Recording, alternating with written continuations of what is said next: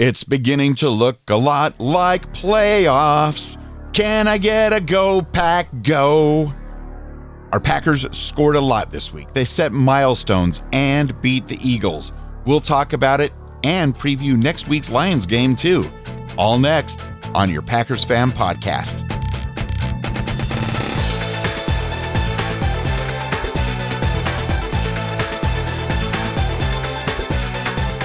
$218 episodes of your Packers Fan Podcast. Here we go. I'm Scott Clark from The Gaming Outsider, and I just have to ask, how can you not but love Aaron Rodgers? But all I want for Christmas is a good defense. It's officially December, so maybe I had better add that to my Christmas wish for Santa. I think that's a fine idea. He may come through just in the nick of time, or should I say in the saint nick of time. But anyway, I'm Wayne Henderson from MediaVoiceovers.com. Grateful you're here with us. And watching the Packers rack up touchdowns like that again makes me want to celebrate at the stands of Lambeau, listening to bang on the drum all day and jumping around and all those celebratory things that we're missing out on at home. But this week on the show, we're going to relive the highs and lows from that Packers game with the Eagles. And we've got your emails, your voicemails, and other feedback, and maybe even interpretive dance. Who knows? I'd love to see that. And we'll get ready for next Sunday when the Pack head to Detroit. Stay with us for the keys to victory, our score predictions, and more. Also, we've got some other NFL things that stood out from the weekend. But let's jump right into it, man. Highlights. We had lots and lots of highlights this week, and let's just start right there with Aaron Rodgers. 3 touchdown passes, including his 400th career pass for 6. And he is officially the 7th player in NFL history to do that.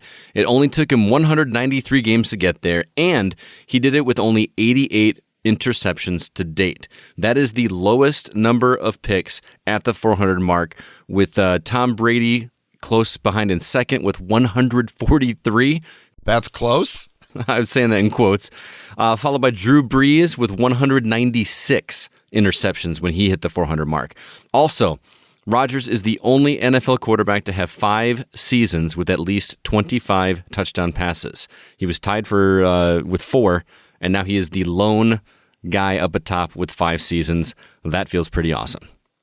Yeah, I think those numbers alone just prove that I think there's no way that he's not going into the Pro Football Hall of Fame.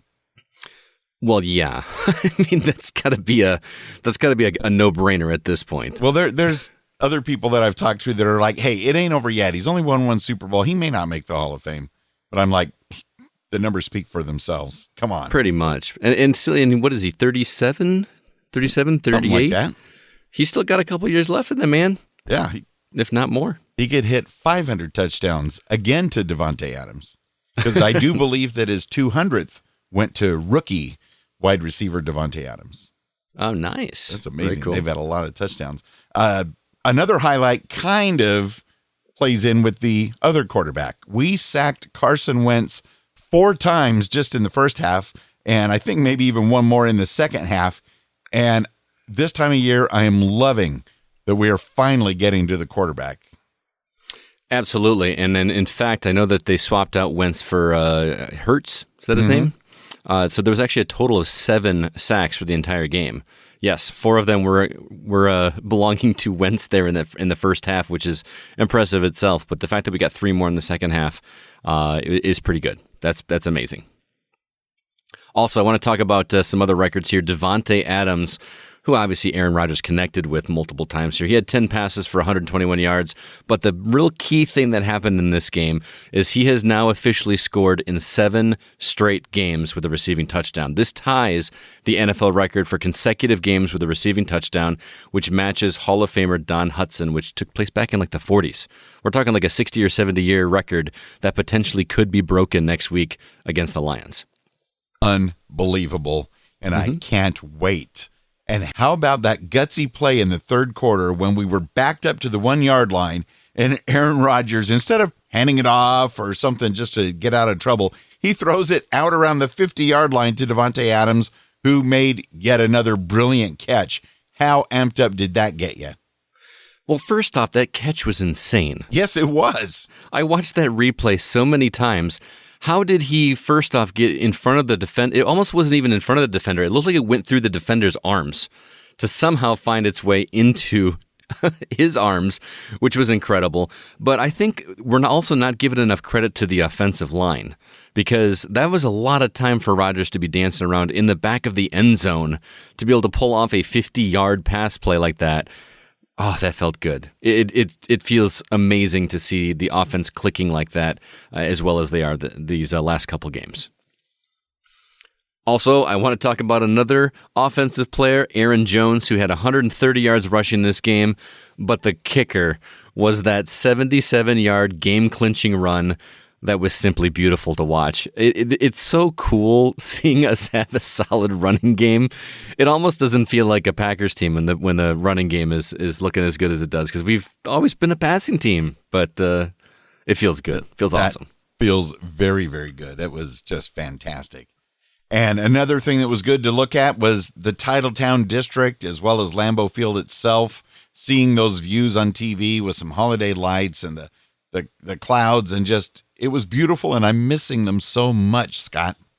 I really am too. It looked like a really just cool, crisp night, perfect for football. Made me wish I was there.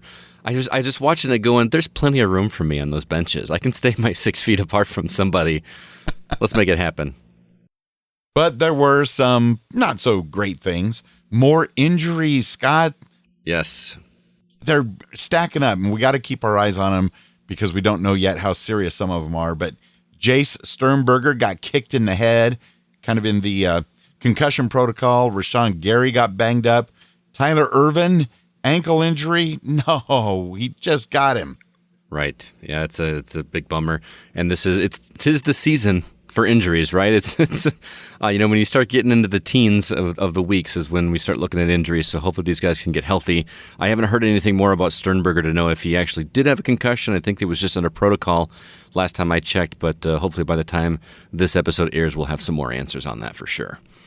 Other lowlights, I feel like we're saying this every week, man, but defense and special teams are just getting a little embarrassing. I know we had 7 sacks. I know that there were some really good stops, but we can't win a Super Bowl if we play like this every week. Explosive offenses are awesome, but they really just can't win games in the postseason on that by itself. How did we let Reagor return a punt for 73 yards that he muffed before taking off? It bounced on the ground, and he had to collect it, and we still somehow could not tackle him within 73 yards. It just does not make any sense to me. No, that was shocking. And the first time I saw it live, I didn't notice that he muffed the kick as far as trying to catch it. And still, yeah, what needs to change? Well, one, we need to have our punter learn how to tackle or at least push people out of bounds. Yeah, it looked like he just kind of put his hands on him just to be like, tag, you're it. This isn't flag football, man. We're not playing two-hand touch. We're playing tackle. Yeah. I know he's not super trained for that, but help a brother out, man. Oh yeah, they got to get a little bit of training in on it, and I'm sure Mason Crosby's working on it because over the years we've seen Mason Crosby take some people out now and then. Yeah, he does. He kind of goes. He hits low. Have you ever noticed that? Because he's wanting to keep those legs in shape for sure, but he definitely is not afraid to go after some runners. He just aims a little lower than everybody else. Whatever it takes, anything's better than what we saw in that play. Oh yeah, it's awful. And it seems like every other week, it's something different goes wrong with special teams. Either we can't get any production on kickoff returns or punt returns, or somebody's muffing a punt or dropping a punt and losing a game that way. This week it was we couldn't stop the returns. Something does need to change. Full stop. And spoiler alert for my keys to victory. Oh, okay. Well, another thing that might sound like a bit of a repeat, but here it is. The Packers still are allowing garbage time touchdowns. I mean, that game was well in hand. And then, of course, late in the game, they made us have to go search for some sort of medication to calm ourselves down. Yeah, pretty much. I think somebody posted in our thread on Facebook with a picture of, it was like a GIF. Notice I said GIF, not GIF. a GIF of like a prescription bottle. Yeah, and this kind of lays into the next negative I have, which is it just seems like we're laying down in the fourth quarter. Like we just decided it's nap time. We've got this comfortable lead. I've seen Tom Brady play too many games and come back and win games that he never should have won. And we've talked about this before as well. I understand keeping people healthy, and that's what's really, really important. But if one of these times we're going to lose one of these games in that fourth quarter, and I don't want to say I told you so, but I will say I told you so if it happens. We'll make a note of that, and I'm hoping you don't have to say that at all this season, that's for sure. Yeah.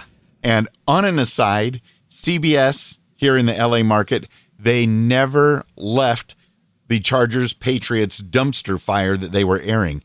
Even when the Patriots were winning 45-0 with several minutes to go in the game. Usually, you're watching a game, and when it gets that out of hand, they're like, we're not going to switch away to a more competitive matchup. No, that thing was horrible from the very first score. They should have just left that game, and so that stunk, and CBS, that was lame, especially since the Packers game had Tony Romo, and I don't even know who was calling the Chargers-Patriots game, but I hear you. What was the final score of that one? I didn't see it. Did they shut him out? I think it ended 45-0.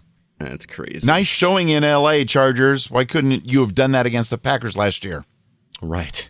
I also had a bit of a frustration because up here, the Vikings. Let's see, who are the Vikings playing? Vikings. Anyway, the game that went into overtime. And they decided to keep playing that game here in my market, so I missed the first two series of the Packers game.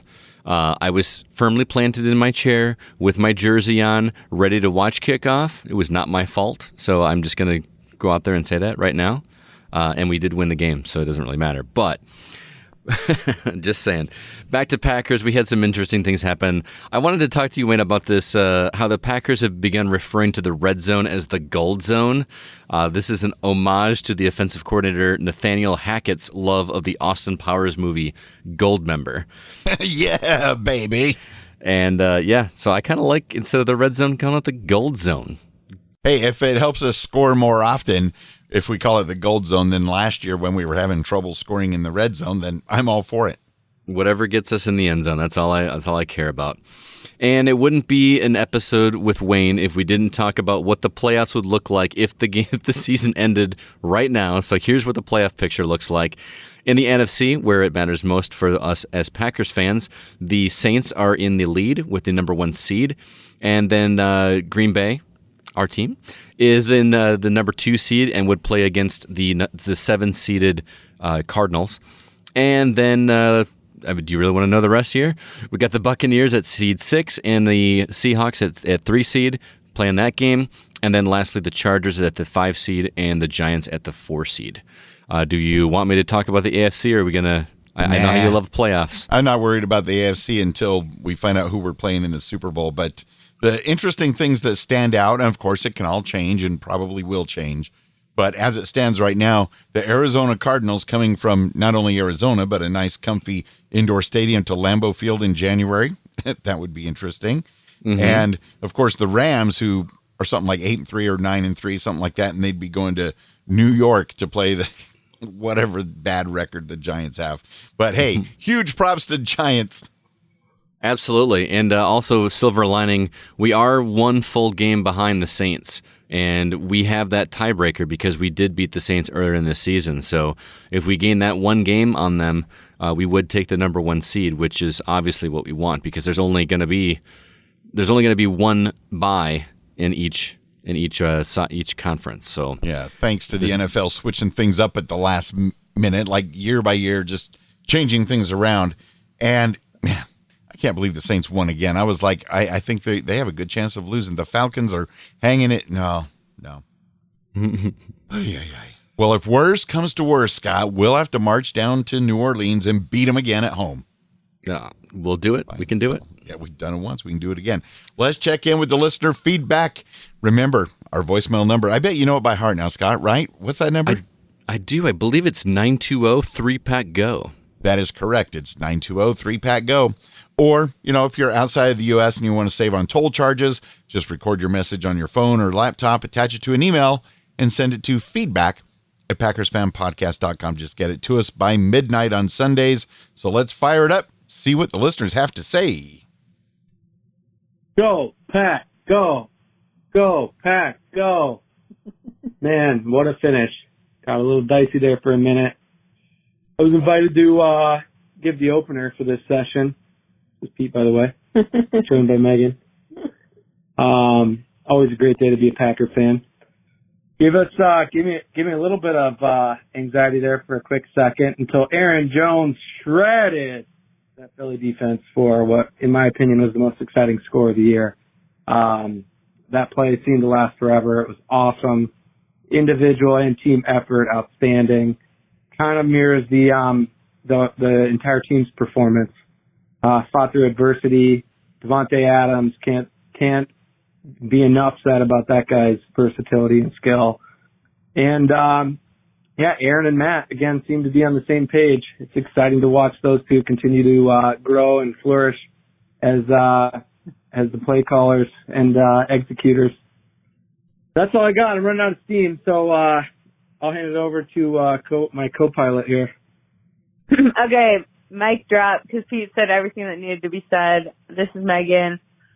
It was really fun game. It was a little slow at times, but when they were rolling, they were rolling. I mean, that couple Devontae catches was freaking sweet. The Bobby TD was awesome. And then Jonesy, like Pete was saying, that was like, shift here, shift there, like, you can't catch me type of thing, like, I'm gone. And he just, keeps on going, which is pretty sweet to watch. We were both saying at the beginning of the game that he deserves this. It deserves a score, if at least one. He works hard week in and week out. And so, it's awesome. It, doesn't even feel like the game's over. It's like, did the game actually happen yet? Because it wasn't, that exciting, but it still was fun to watch.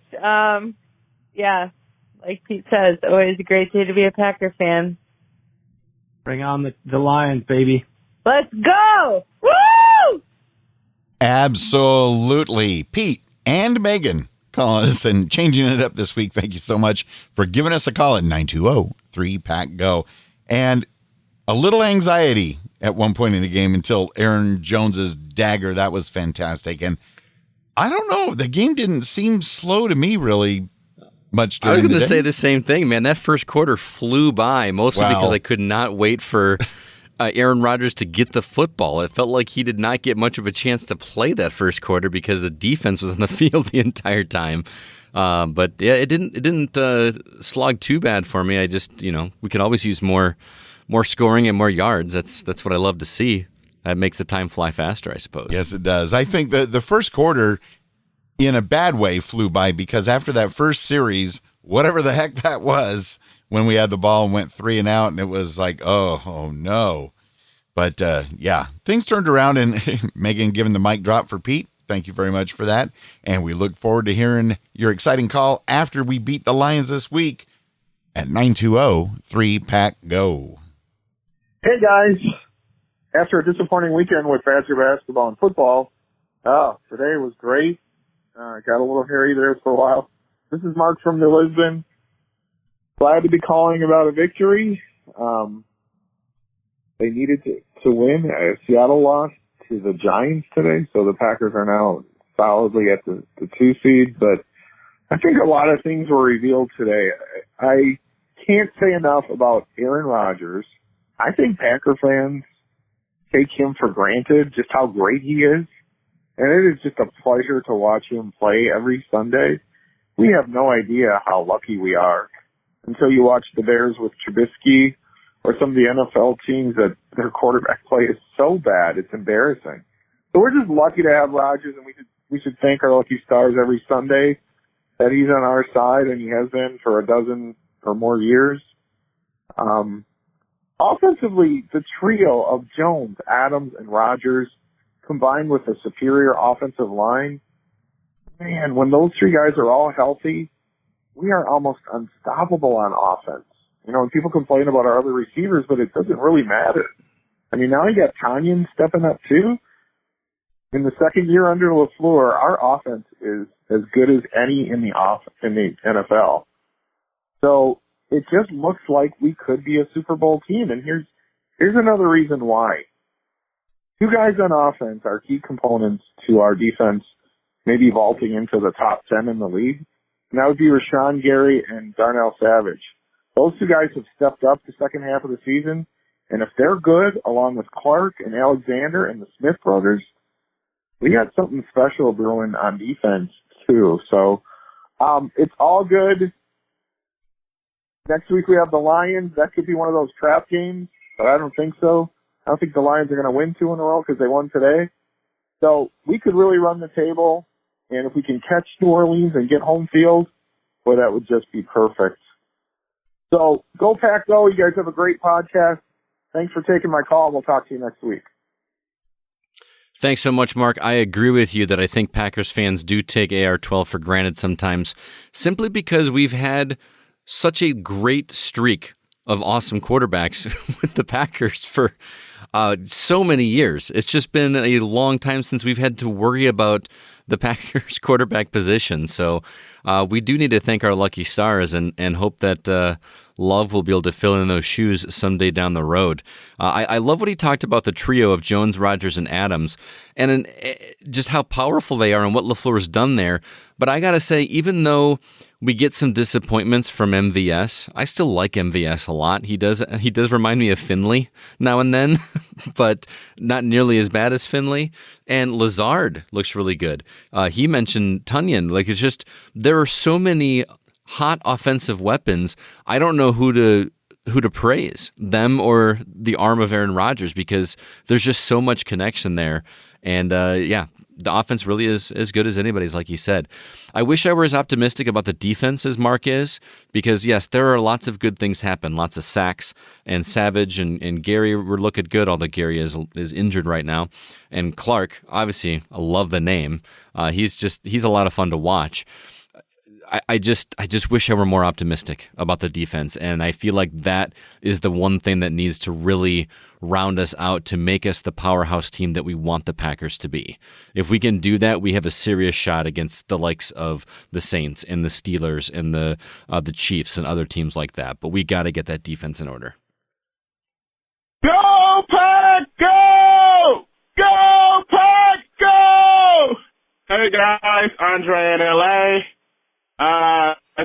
I was gonna, again mention the late games touchdown. The defense is really killing me in fantasy league this year, and Aaron Jones was my matchup, so rough day. But instead, I'm going to celebrate Aaron Rodgers turning 400 yesterday.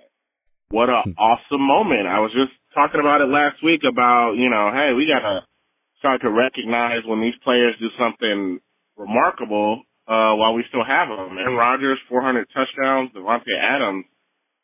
Man, we just a few weeks ago were talking about we're getting him the ball too much. And again yesterday, he's unstoppable. It's incredible.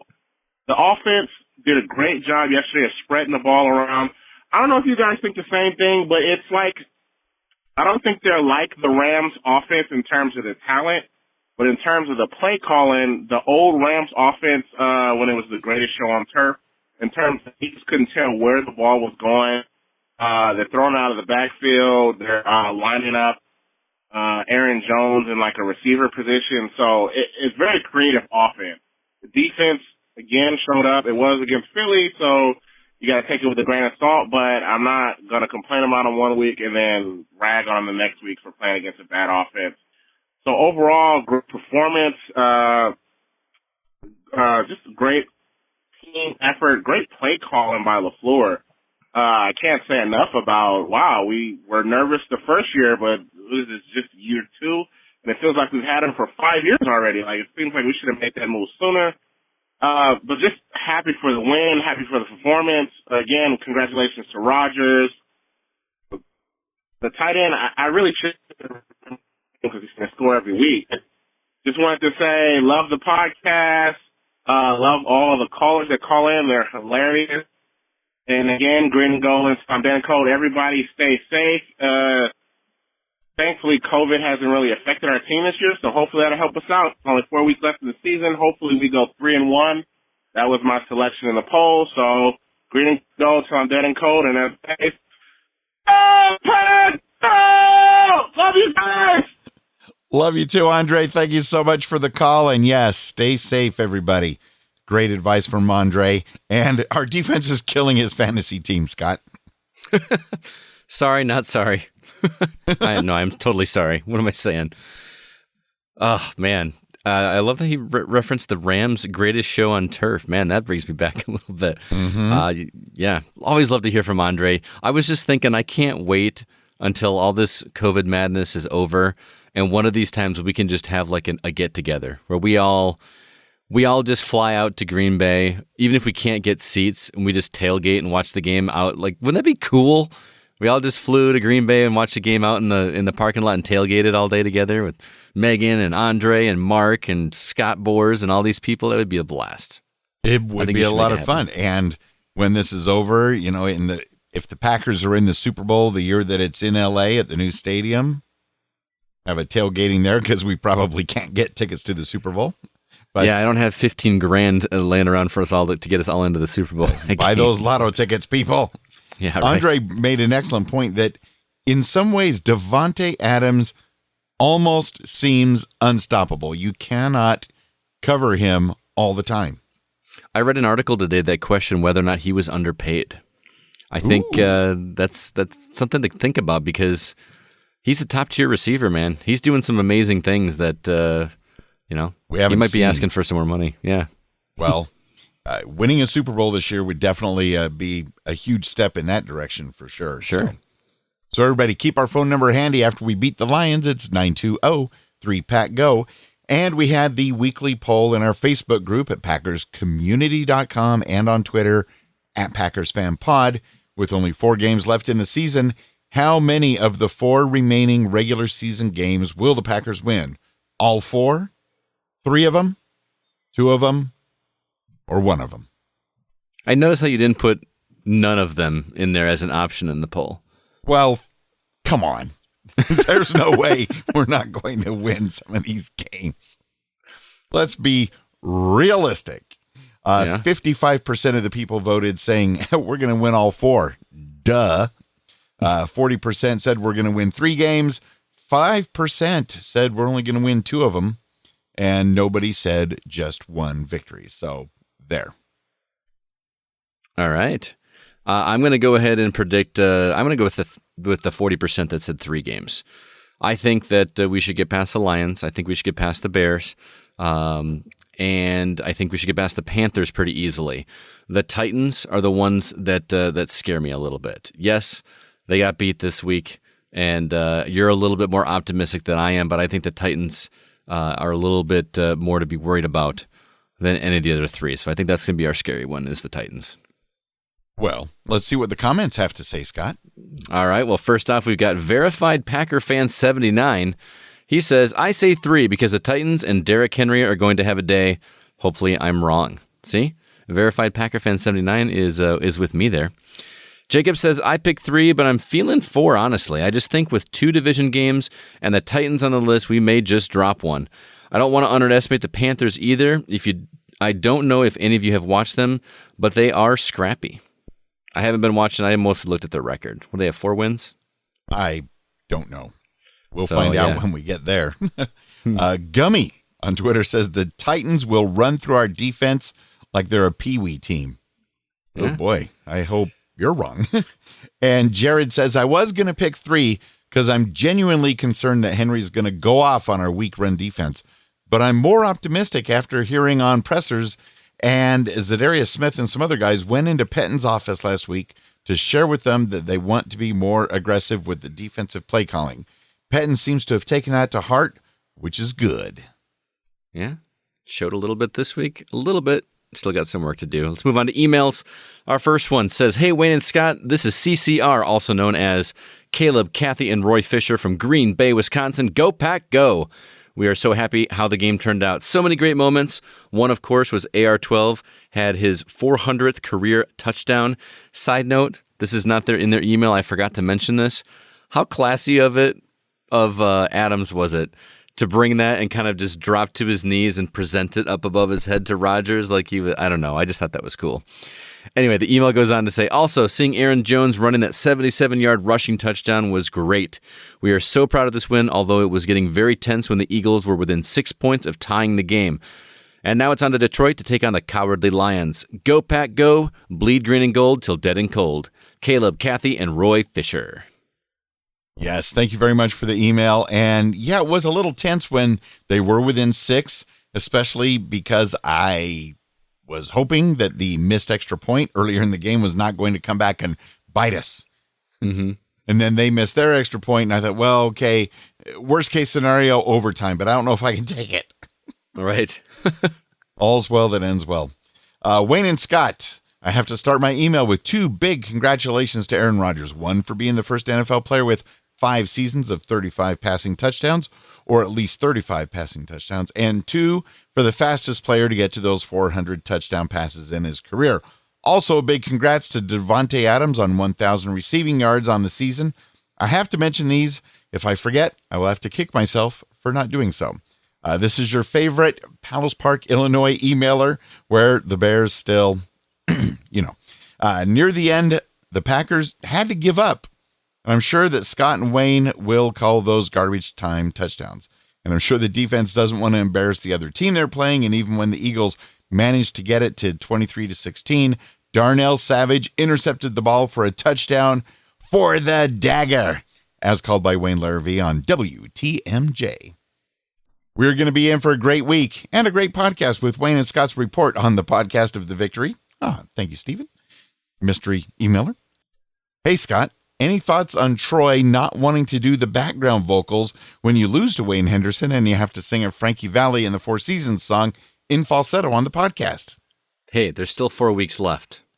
I'm just saying, anything can happen at this point. So hold your 6 white horses. Well, we missed you last week on the show, Scott, but I did offer to Troy that if you do have to sing that, maybe Troy would like to help out with harmonies or background vocals, but Frankie declined. Valli had some wicked harmonies, man. I could use some help there, Troy. He declined, but maybe you can twist his arm. By the way, this is Stephen Verheeren, and I'm once again doing my inner Megan. Not that there would be any chance that you could have forgotten who this is. I would like to challenge Andre in LA to call in on next week's podcast when we beat the Lions and try to get as many Go Pack Goes into his voicemail as he can. I wonder if 10 Go Pack Goes is possible. Oh, boy. And Scott, I'm thinking, 10's definitely possible. I mean, come on. We're going to demolish the Lions.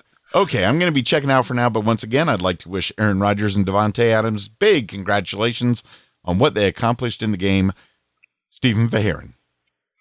Also, from our Packers Fan Podcast Facebook community group, Peter shared some great articles about Jordan Love into the group, which he found online. Be sure to check those out. Scott Bors also posted an article a couple hours ago, as of this recording, from WBAY.com, which claims that there is, quote, a possibility that some Packers fans will be allowed to attend the Panthers game at Lambeau and Sunday night Titans game at Lambeau Field. I like the idea. I don't think it's going to happen. There's no way it's going to happen. You don't think so? Not even a small percentage. Not like what the Cowboys have been doing. And gosh, I forget what game it was yesterday. There was just seemed like a huge crowd. But maybe 10%. Come on, 10%. You got to give us that. I'm going to go on a limb, Wayne, and I'm going to say that we're going to have a very small crowd at the Super Bowl. I really think that's going to happen. The way things are going, it's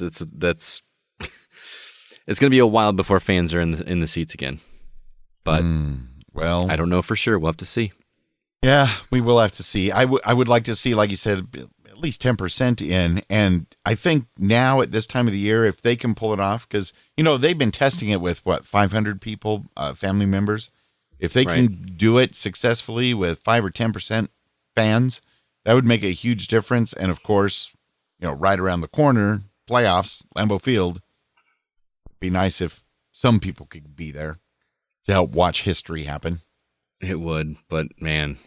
Well, we'll have to see. The article just came out a few hours ago, so anything can happen. Stefan said, There's a good plan to beat the Titans. Take advantage of the defense and hit them hard early so Henry can be eliminated as a major factor. Our secondary can beat Tannehill. As for the Lions, Panthers, and Bears, I don't think we have much to worry about. And as if we needed any further proof that there is a Seinfeld animated GIF for almost any occasion, quite a few classics were shared in the Eagles at Packers game discussion thread in the Facebook group just yesterday. Yeah, I think my favorite was George's upset. that was pretty good. When we were only ahead by 6. Yeah, George is getting upset. Janelle says, I'm liking what I see. Even defense looked better. Just need to work on special teams. LOL. There's also lots more going on over at the Packers Fan Facebook community group. Thank you to everybody for all of your calls, emails, comments, and support. If you would like to join the Packers Fan Podcast Facebook community and also be part of the conversations, head over to packerscommunity.com, especially on game day for our live game discussion thread. Lots of talk going on there during the game. Join the conversation. There was over 100 comments this week, which was awesome to see. So be sure to be there and join in the fun. Yeah, and go ahead and pre-select some of your favorite Seinfeld animated GIFs so you'll be ready because you cannot go wrong with Seinfeld. And now, your 9-3 NFC North leading Green Bay Packers head to Detroit to play the 5-7 Lions Sunday, December 13th at 3:25 p.m. Central. And your 13-time NFL champion Green Bay Packers do lead the all-time series by a huge margin. 103 victories to 72 losses and 7 ties, which I wish weren't there. They first met in 1930 when the Lions were the Portsmouth Spartans based in Portsmouth, Ohio, and the team eventually moved to Detroit for the 1934 season. Dominance, but not overconfidence, is what Scott would like us to remind everybody. And I'm sure that's going to come up in the Keys to Victory in just a few minutes. The Packers and Lions have met at least twice every season since 1932 without any canceled games, making this the longest continuously running rivalry in the NFL. Interesting. I did not know that. And the Packers' biggest win in 1940 when we won 50-7. So let's go ahead and eclipse that and set another record this weekend. And per Wikipedia, Green Bay is one of 3 teams with a winning record against all of their divisional opponents with over 100 head-to-head games played. Can you guess what the other 2 teams might be that have such great records against their entire division? Boy, let's see. I'm going to go ahead and go on a limb and say the Dallas Cowboys. Boo, but correct. Yes, and the Kansas City Chiefs. They are on quite a tear. I would have thought some other teams would have been in there, but no. And the Lions are one of only 2 teams with a losing record against all of their divisional opponents with over 100 head-to-head games played. The LA Chargers are the other unfortunate team to have a history of poor performance in the division. That's a shame. That is a shame. Just envision the Jerry Seinfeld animated GIF. Pretty much. There you got it. Sunday's weather for this game at Ford Field will be controlled, so never mind. Yeah, pretty much. And the game did get flexed to 3:25. We were supposed to play the noon game. So that all of our games except for the one against the Bears have been moved to different days, different times. So the only noon game left is the one against the Bears. Mm-hmm. And that'll be week 17, I believe, last game of the season. That'll be a fun one. Let's go ahead and move on to our keys to a Packers victory over the Lions. First off, it should go without saying, defense and special teams. Someone needs to have a serious conversation with both groups because if something doesn't change, we won't be able to survive. Sure, the defense tightened up a bit this weekend. We had the sacks. We had a couple of really good stops. But we have to play all 4 quarters if we're going to stand a chance against the upcoming defenders. Also, please, tackle on kick returns. Just make it happen, please. Number 2, whatever they did on offense the last 2 weeks, do it again. Not much to say here, honestly. Just repeat the offensive attack that worked so well against the Bears and the Eagles. Fundamental football. Keep the chains moving. Don't relent. Spread the ball and score some touchdowns. Lastly, take advantage of the interim head coach situation.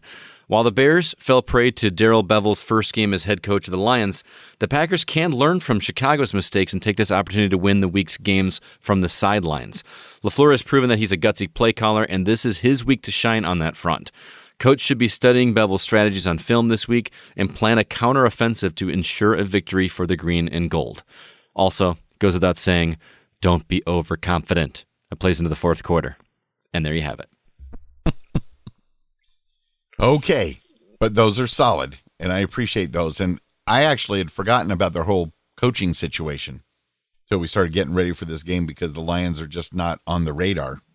Well, what's ever. funny is watching, I had that game on in the background at some point, and Chicago was just dominating. I just kind of assumed they had it in the bag, and I didn't even notice because I was watching the other game until the middle of our game that the Lions came back and won that, which is crazy to me. But what are you going to do? Anyway, our score predictions. Last week, I predicted the Packers were going to win 34-17. Wayne predicted 31-21. And Troy, our guest host, previous co-host of the Packers Fan Podcast, predicted 38-23. Now, the total numbers there, I actually had a differential in score of only 5 points, where Wayne, I'm sorry, not sorry to say, your differential was actually 6 points. So I did get an edge on you this week. Would you like me to do the math for you? Because you look very perplexed. Math on a podcast is fine in this occasion because I think there's at least a listener out there that also is wondering how this differential works because I'm trying to do the math and I'm like, all right. How does that play? How does it work? So what we do is you take the differential between the home team and the differential against the away team, and you add those differentials together, and the lowest number wins. So, for instance, I said that the Eagles were going to score 17 points. The final score was Eagles had 16 points. So that is 1 point differential because it is 1 point different away from 16. I said that the Packers were going to score 34 points. They actually scored 30 points, which is a differential of 4. You add that 4 to my 1, that is a total differential of 5. You with me so far? Yes, Mr. Clark. All right. Now, you, on the other hand, you said that the Eagles were going to score 21 points. They actually scored 16, which is by itself is a differential of 5. And since you said the Packers were going to score 31, they actually scored 30. That's an additional 1 point differential, giving you a differential of 6. And if anybody cares, Troy's differential was 15. He said the Packers were going to win quite a bit more. So, with that said, that puts me 1 game closer to catching up to Wayne, which means that the 2020 season wager of fun still has Wayne in the lead with 6 wins, and I have a lowly 4 wins. Well, 4 is a lot. This is like when the Packers let the Eagles get so close near the end of the game. Now you're only 2 games out, and there's 4 games left. Oh, boy. We'll have to see what happens. What do you see happening score-wise this week? I think that the Packers are going to dominate, and I think, I'm not going to say handily, we're going to give them some, but Packers are going to come out ahead 23 points to 13 points for the Lions. How about you? I am predicting a Packers victory. No way. Packers are going to score 27, and the Lions are going to score 17. I just hope that all those 17 points are not in the fourth quarter as garbage time touchdowns. Yeah. I probably should readjust my score for the garbage touchdowns. I didn't even think about that until just now, but it's locked in now. The NFC North, the Packers still in first place at 9-3. The Vikings move up to second place, but they're still 3 games behind us at 6-6. So it's all but over. The Bears are 5-7 and the Lions are 5-7. And we'll see you again next year. We actually can clinch the North this weekend if we win and the Vikings lose. We could just take the title at that point. Oh, is that official? Mm-hmm. Nice. Yes. I thought we needed one more little thing to happen, but hey, okay, Vikings lose, Packers win. Mm-hmm. Excellent. Playoffs. Things can happen. Some other surprise happenings in the NFL this week. I really thought the Jets might have pulled off their first victory, but the Raiders prevailed. The Jets are still winless at 0-12 in the season, which is pretty sad. And right after the game, defensive coordinator Greg Williams was fired. So it'll be really interesting to see if the Jets pull a win off next week. Now that happens, and been shoulda, coulda, woulda or something. They were so close, and I had the Jets as my upset special for the week. Look at you. Yeah, and I was feeling pretty happy till that last play. They couldn't stop one last play. Mm-hmm. Question for you. How blown away were you that the Giants came through to just pretty much demolish the Seahawks in a lot of way in Seattle? Yeah, I was not expecting that whatsoever. The score was like something to 5 for a while. It was 5-0 for a while at the beginning. Yeah, it was a weird week of scoring in general. There was lots of, like, I feel like there was multiple missed field goal or missed extra points, and it was odd numbers all around. But hey, I'll take it. Also, there was a really cool play I wanted to mention. The Steelers wide receiver James Washington had a 50-yard touchdown reception where he totally burned a defender, and it was beautiful to watch. As much as I hate seeing the Steelers continue to win, it was. I still appreciate great plays like that one. And how about those Cleveland Browns? I mean, although they may not win their division since it's the same one the Steelers are in and they're on a tear, the Browns look like they might finally be a dangerous team in the AFC. And of course, State Farm may have their dreams of a Chiefs-Packers Super Bowl because we're going to see those commercials a lot. But oh my goodness. Yeah. I'm kind of hoping for a Browns-Packers Super Bowl. That would be interesting. I honestly can't remember the last time the Browns were relevant in terms of playoffs. I'm not saying that to be mean. I just don't remember. They've had significant players, but I don't remember them being a contender, but I'm also not as seasoned as Mr. Henderson here. So, hey, what are you trying to say? I'm just saying, man. You're a silver fox. What can I say? Well, hey, if you love video games as much as I do, I have another podcast called The Gaming Outsider where we chat about my favorite hobby each week. Yes, there is something I love more than football, believe it or not. This week, as we do every first of the month, we're answering questions from our community, and most of them are video game related, believe it or not.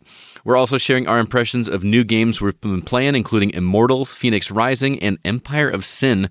If you'd be interested in checking that out, please give us a look over at thegamingoutsider.com or wherever you listen to podcasts. You're sure to find us, and I'd love to hear from you. And Empire of Sin, that doesn't sound like a children's game. No, it's like a mafia. It's a mafia simulator, like like from the 30s and 40s. And speaking of kids and video games, I know you're not a big fan of Fortnite, but my grandkids all love that game.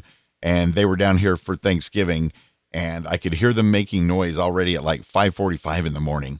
And I wake up, go downstairs, and hi, Grandpa. Hey, what's the password for the Wi-Fi?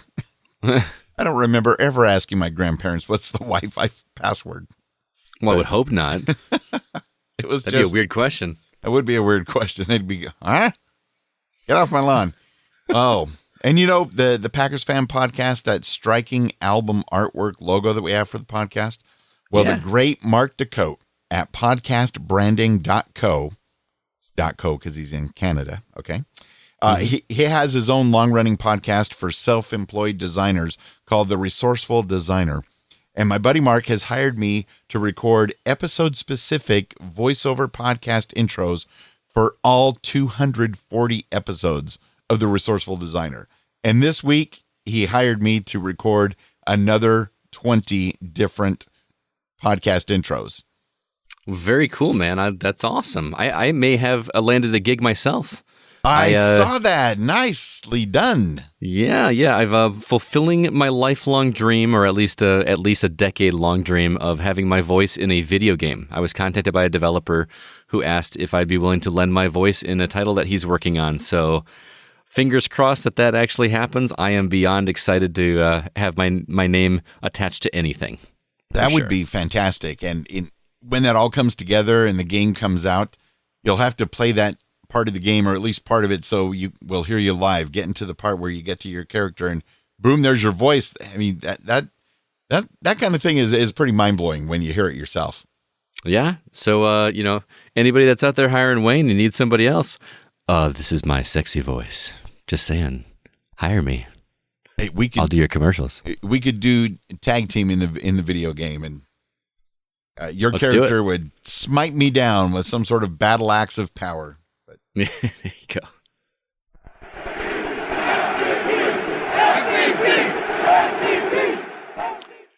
As always, we have a value for value model here at Your Packers Fan Podcast. Our Patreon page offers several tiers for which you can donate, and each tier offers its own special rewards. Your pledges are invested into making the podcast better for you, as well as periodic Patreon perks like Packers Fan Podcast stickers, window stickers, buttons, shout-outs on the show, and even our new two-sided t-shirt at the higher levels. Details can be found at patreon.com/Packers Fan Podcast. Want to give a huge thank you to Bryant for all of your Patreon support at the legendary Willie Wood $24 level. Go Pack Go. And Go Pack Goes for the Texas-only Green Bay Packers fanatics and their support of the show at the AR12 $12 monthly level. Thanks so much. Also, thanks going out to our $4 Patreon supporters. Jeff Summerfield, thank you. Lawrence Harvey, thank you. And Andre in LA, thank you. And Go Pack Go to all of you. And Go Pack Go shout-outs to those awesome $1 monthly supporters, channeling Curly Lambeau, #1 himself. So Go Pack Goes to Hank Davis from the TPE network of podcasts, including the Mandalorian Fan Podcast, Remy Lavictoire, Matt Haig, Joe Christensen, and Beth Mintick. Thank you for all of your support, financial and otherwise. The Unofficial Packers Fan Podcast, not affiliated with the NFL or the Green Bay Packers, and please remember to have our voicemail feedback hotline number of 920-3-PACK-GO programmed into your phones, ready to go, so you can share your excitement from Sunday evening's game against the Lions. Also, we invite you to follow us on Twitter as well. Our handle is at PackersFanPod. My personal handle is at GoCastScott, and Wayne's is at Wayne Henderson. And now, here's the Texas-only Green Bay Packers fanatics to get our Go Pack Goes ready to beat the Lions yet again.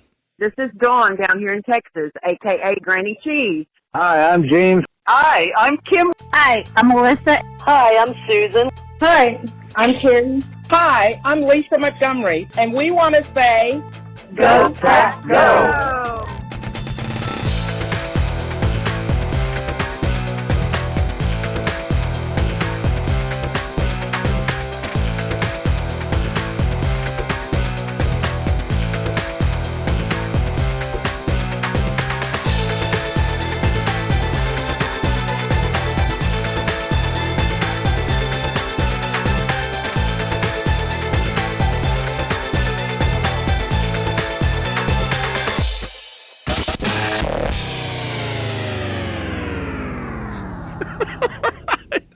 Rose-colored unicorn rainbows.